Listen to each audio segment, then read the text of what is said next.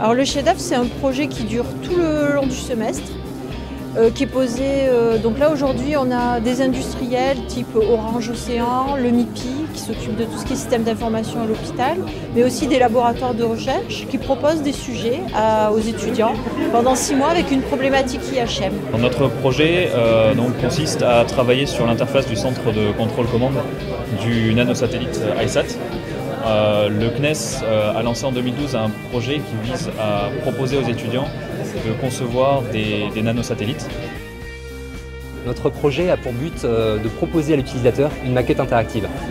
L'utilisateur va, avec l'aide d'une souris, se déplacer de salle en salle, d'étage en étage, de zone en zone et de capteur en capteur. In fine, son objectif va être de sélectionner le capteur de son souhait pour avoir les informations qu'il désire.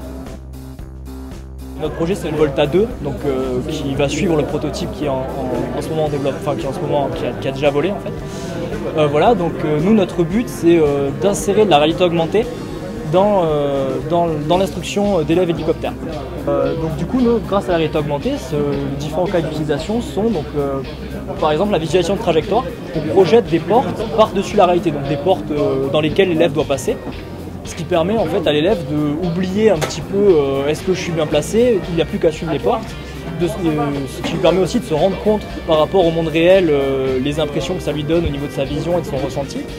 Et ensuite d'enlever progressivement ces aides pour former un pilote qui sera capable de voler sur un hélicoptère sans aucune augmentation. Alors c'est Skynamic Control, donc c'est une station sol qui permet de contrôler dynamiquement les drones.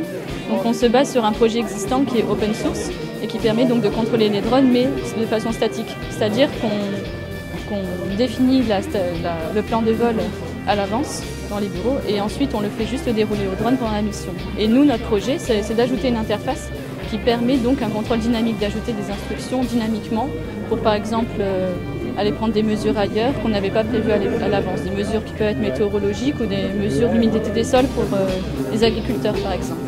Alors pour les étudiants, c'est de pouvoir appliquer sur un projet réel tous les enseignements qui ont lieu pendant le semestre du master IHM, donc conception participative, du développement, du prototypage et des évaluations avec les utilisateurs. À cette occasion, on organise le café interactif avec des démonstrations qui sont ouvertes au public. Alors justement, j'étais assez intéressé de voir la diversité des sujets qui pouvaient être proposés. Donc je vois qu'il y a des choses vraiment expérimentales et des choses un peu plus pragmatiques, on va dire, par rapport à ce que fait une société de service. Donc c'est surtout ça qui m'intéressait de voir jusqu'où ça allait en fait, et la nature des sujets, et voir si à terme on avait des sujets intéressants à vous proposer pour travailler ensemble là-dessus. On est inondé d'offres de stages, mais vraiment quoi. Et d'ailleurs les industriels du coup nous relancent en disant tiens mais j'ai pas eu de candidature à mon offre de stage. Je dis mais oui mais il n'y a que 30 étudiants donc on ne peut pas répondre à toutes les offres. Et après, on reçoit aussi régulièrement, moi je reçois aussi des offres d'emploi.